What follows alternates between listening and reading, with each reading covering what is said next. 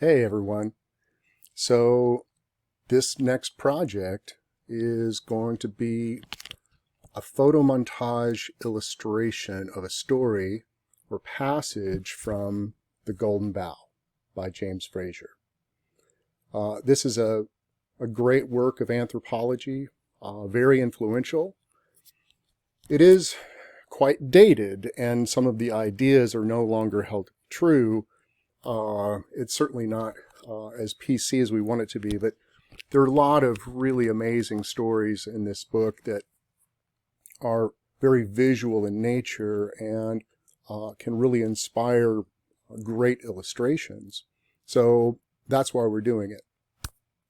All right, so essentially, Frazer was obsessed with a story about a priest who was in charge of a sacred grove in ancient Rome, and that priest was there to protect people that would come to pray at a shrine to Diana. And so now the thing is, the way that the priests got their job in the first place was they had to kill the previous priest, right? They had to pluck a certain branch from a tree, which was the Golden Bough, which in ancient days was mistletoe, right? Which had magical properties. So if you could get this mistletoe from the tree, you earn the right to fight the current priest. And if you won, you became the priest of that sacred grove. You got the job. That's a heck of a job interview. I've never been on a job interview like that, and hopefully I never will. Hopefully none of you ever will. But it's a fascinating idea, and a very ancient one. And so Frazer was obsessed with that story, and it led to this huge undertaking, this massive, like 12-volume encyclopedia of these anthropological studies of superstition and magic and these kind of mythologically inspired things. Like essentially, what Frazer thought was, and I'm paraphrasing, but he thought that through superstition, magic, that humans were trying to exert some sort of control over life itself, right? Like they were seeking the ability to control their environment. Of course, this is, this happens like pre-science, and so all of the stories in this book are kind of an illustration of that idea that we're trying to find some control in this life, right? So what we're going to do is read a few passages from this book, and I apologize, it's not modern language. It's an older book, and the language is a little strange to our ears, but get your dictionary out. I'm only asking you to read a small portion of the book, just enough to get a story that you can illustrate, okay? So I'm going to point you to a PDF online where you can read the book. Then we're going to brainstorm it and thumbnail sketch it, just like normal. And we're going to kind of take our story and our big ideas and look for a big idea that matches with that story, right? So if your story is about, the environment, maybe you find a big idea that's associated with that, like power, right? That's the big, like if you could find power over your environment, then maybe you could be safe, or maybe you would have enough to eat. Or maybe you would have enough rain for your crops that year. Or maybe it's a spirituality thing, right? Or maybe it's something like you find a story in the Golden Bough that's about motherhood, and that's a big idea, right? You're going to find a story that you think is visually exciting that you could illustrate. You're going to find your big idea that kind of relates to it. You're going to make a brainstorming sheet, and then you're going to start thumbnail sketching what it might look like and taking photographs and looking for photographs that'll help you tell your story. Make sense? Okay, so that's in a nutshell. All right, so basic instructions. You're going to follow this instruction sheet to create a photomontage illustration based on a passage from the Golden Bough. And so like a photomontage is where you take multiple photos and blend them together. And specifically, I'm talking about what digital, like bitmap-based software can do with blending images together, right? Not just like tacking up a few photographs on a vision board. Like, we're using digital software to overlap these images and blend them together, so we're telling a story with multiple scenes all at once. Make sense?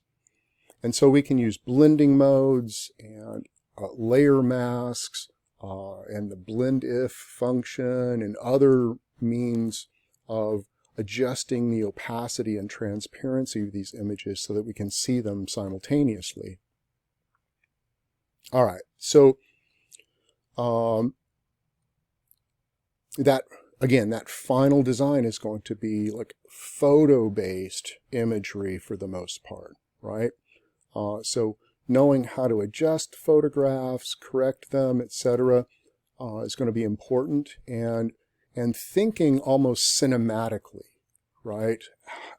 Think like the director of a film, like fading from one scene into another, right? That's what I want you to be thinking like. Think more like a cinematic director.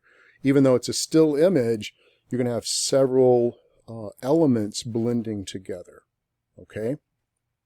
So I want you to get a hold of the Golden Bough. Like, in fact, I've got a link to it that you can follow. It takes you to a website called archive.org where you can read the book, and in fact it's real easy to search through it. I'll show you that in just a second. So you're essentially going to prepare a preliminary folder of sketches, brainstorming, and a sheet from a page from the book that includes your passage from the book, right?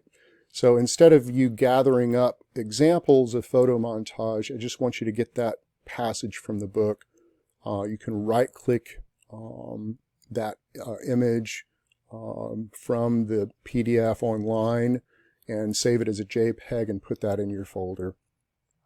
You can, of course, look for examples and include that in your folder as well of other, like photomontage artists. I'll show you a few in a minute here. Okay, so you're going to make roughly an 8x10 image at 300 dpi or at least 150 dpi. And you're going to work at that size as your Photoshop document.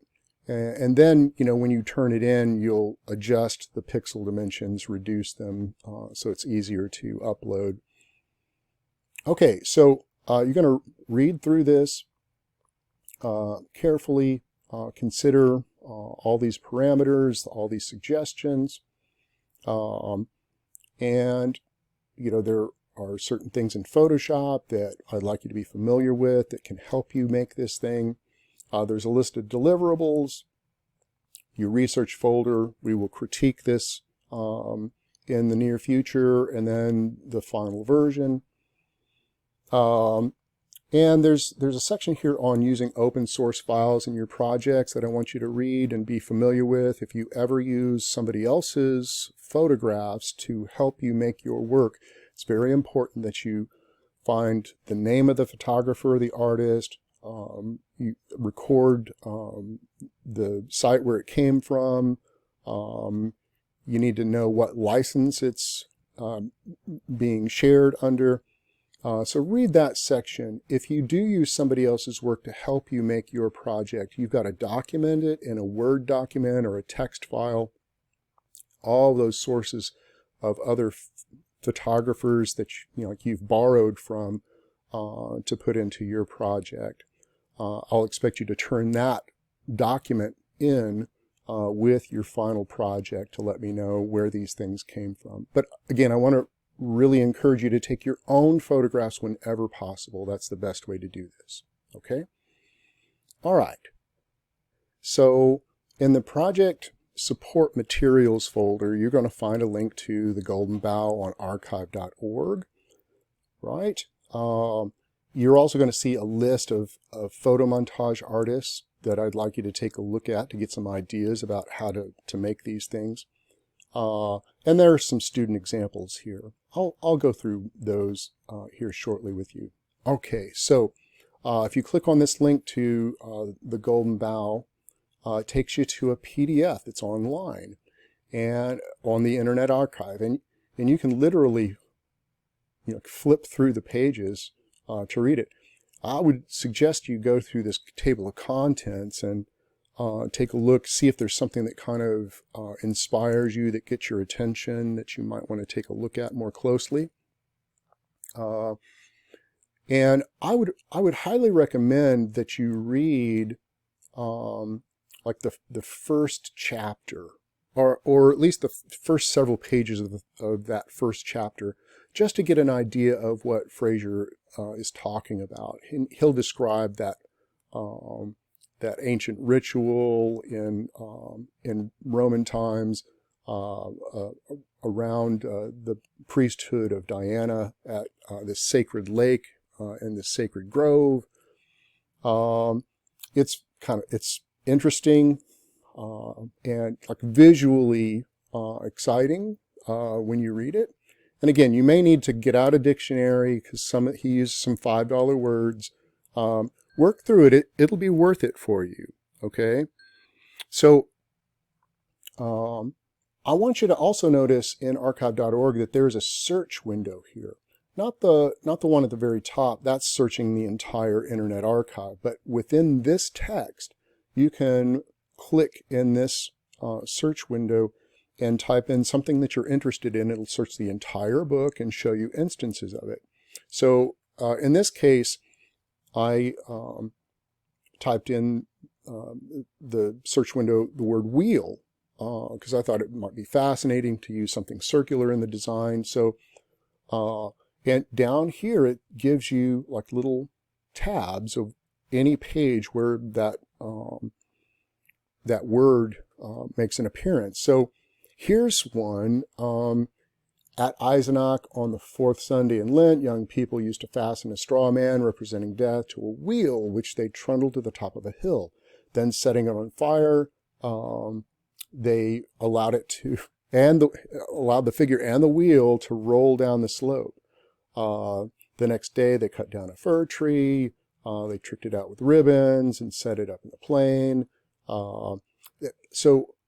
There's this whole kind of scene, this kind of festival of purification and like trying to make the fields fertile. Fire is not only destruction, but it is creative too. Like farmers used to burn the field so that it would prepare it for the next cycle, right? So I just thought, like, that's really visually interesting. I could see making an illustration that had a wheel that's on fire with a straw figure attached to it, maybe have a field of wheat, maybe have silhouettes of figures dancing in that field. I want you to find a passage in the book that is kind of visually exciting for you, that you want to illustrate, okay? And it may take a little bit of work to find it, but you will, trust me. Don't make the mistake, however, of like getting caught up in James Frazer's personal thoughts, right? There are passages here where he's just trying to explain things. I want you to find an actual story, an actual, ritual or a festival, or like some illustration of what our ancestors used to do to try to make sense of their world and to try to control their environment. Okay? So, there you have it. Look through the book. When you find that passage, here, like if I go to that page, here it is down here. This is the page. I can right-click this page and choose Save Image As, and save it. Give it a name and save it to my folder for research for this project. Okay? And in fact, once I've found that story, I'm going to want to, take a look at the, let's see here. I want to take a look at, that page of big ideas. Let me go back here. So, right, like, say I found my story, I downloaded it, saved it as a JPEG. You can also take a screenshot of it if right-clicking is not working. Take a screenshot of that page and save it, because you're going to put that in your folder of research.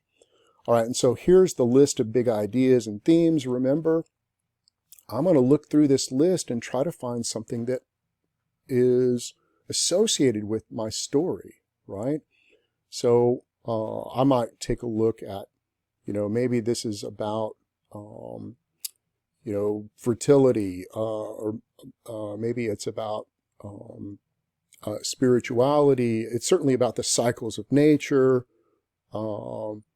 Maybe, it's about rebirth, right? Fire through the field, burns it, and then that prepares and makes the soil fertile for the next crop. So I want you to look through this list of big ideas and use that in conjunction with your story to help you fill out your brainstorming sheet of your ideas that, will, govern your choices that you make for this illustration. Make sense? Okay, so, let me jump back here. Okay, so there's my story that I downloaded, right? If you can highlight exactly the paragraph that you want me to read, I'd appreciate it. And so remember, you're going to then brainstorm it with your big idea in conjunction with the images from your story. Like, write down the objects and the places and the people and what they're doing in the story on your mind map. And then bring your big idea in there too and see if that helps you really understand what's going on better. Okay? And that's all we're doing here. Like, a good artist, a good designer knows their subject. That's what I'm asking you to do, is like do a little research. And then remember, you're going to draw, thumbnail sketches of what it might look like and a larger rough sketch. I know these don't pertain to the Golden Bough, but like that's what, is going to be in your research folder. A page from the book where you found your story, a brainstorming sheet where you fleshed out the idea, then 5 thumbnail sketches of what the composition might look like, and then a larger rough sketch. Okay? All right, so let me jump back here. All right, so I want to show you a few professional artists that do photomontage. Like, here is Antonio Mora. His stuff is really hauntingly beautiful, right? And he is using Photoshop to blend, like in this case, trees with the face of this figure.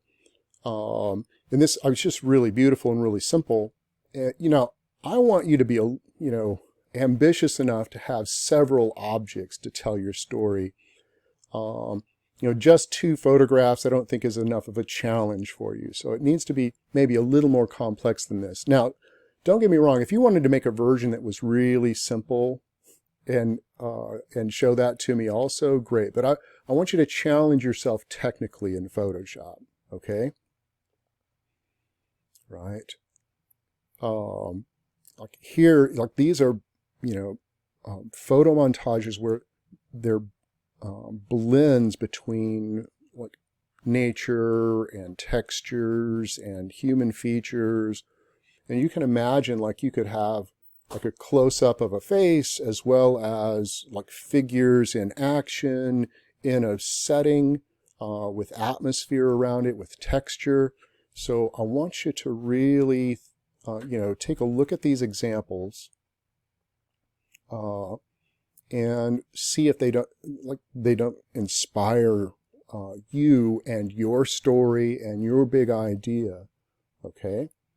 So that's Antonio Mora. Here's Daniel Chonier, I believe is. My French is not very good, but I think he's from Quebec. Anyway, so here's another group of examples of like portraits and figures that are blended with multiple images, right? Okay, so here's Diane Finster's work. Really amazing artist. Like she was a pioneer in digital imaging. Again, like not actual humans, but she's using like kind of sculptural elements, dolls, and but then bringing images of nature and texture and blending them all together. Here's another one of her pieces that I thought was particularly poignant. Use of color is really amazing here, color and texture and those silhouettes and that sense of action, right? Think about kind of imbuing your work with some action. I think it would be nice. Okay, so here's Gail Edwards' work, a little more polished, a little more intricate, right? But again, it has that kind of dreamlike quality, like multiple images blended together. This one's a little more portrait-y, but still good examples of that kind of photomontage work. Here's Catherine Mcintyre's work. Again, really focused on portraiture, but blending it with nature and texture. All right, I think, again, you could probably take a close look at her work and get some ideas about how to approach your own in terms of, use of texture and color and style and mood. Here's Jerry Ulsman, again, one of the pioneers in creating digital art and illustration. This one's not so much photomontage-like, but he's like taken an image and duplicated and flipped it and changed the blending mode and then added a face to a tree, which is very Golden Bough. You'll see what I mean when you read a little bit of it.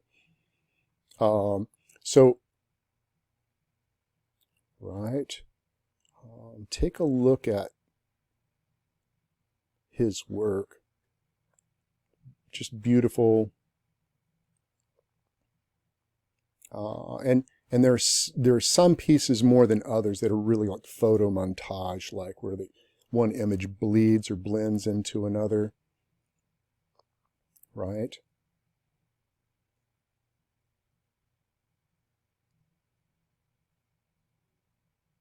Okay, so enough of that.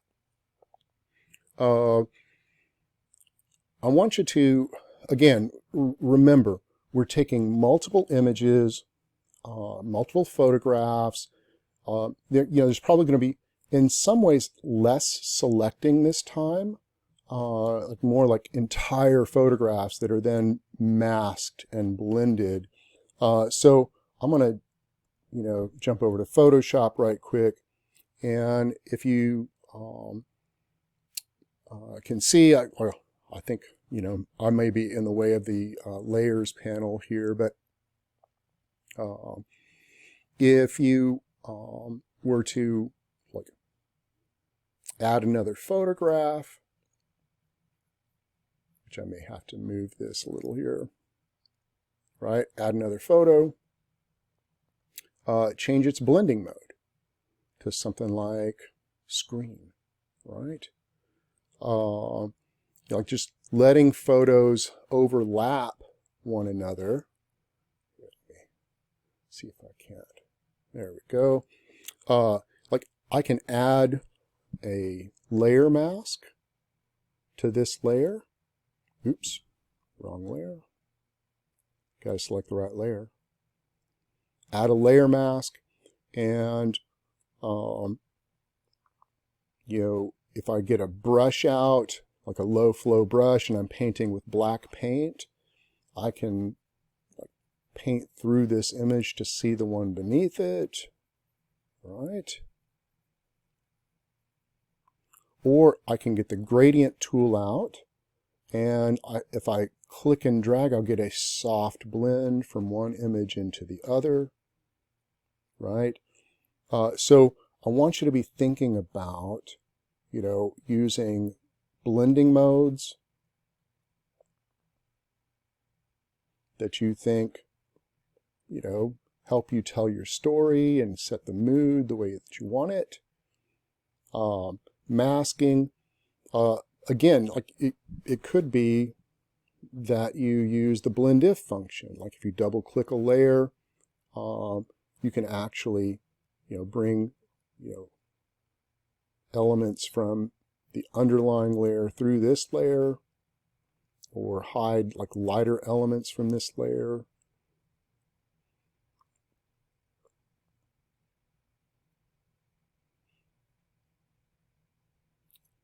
Anyway, I think it's, you know, pretty important that you bring images together and blend and mask. Okay, so, and lastly, I want to show you some student examples, right? These are all examples of students that read the Golden Bough and came up with, you know, ways of blending multiple images together in their illustration to help illustrate their story. Lots of use of texture, right? Always remember, you know, composition is so critical. Make sure that you've got a focal point, that you put your focal point at 1/3 in the composition, if at all possible, right? And use those effects in Photoshop, right? Layer masks, blending modes, the blend if function to like bring all these images together in a kind of dreamlike way, right? Okay, so there you have it. Photomontage illustration from the Golden Bough. I'm really, you know, excited to see what you come up with. Oftentimes my students do their best work on this project, and I hope that's true for you as well. So good luck.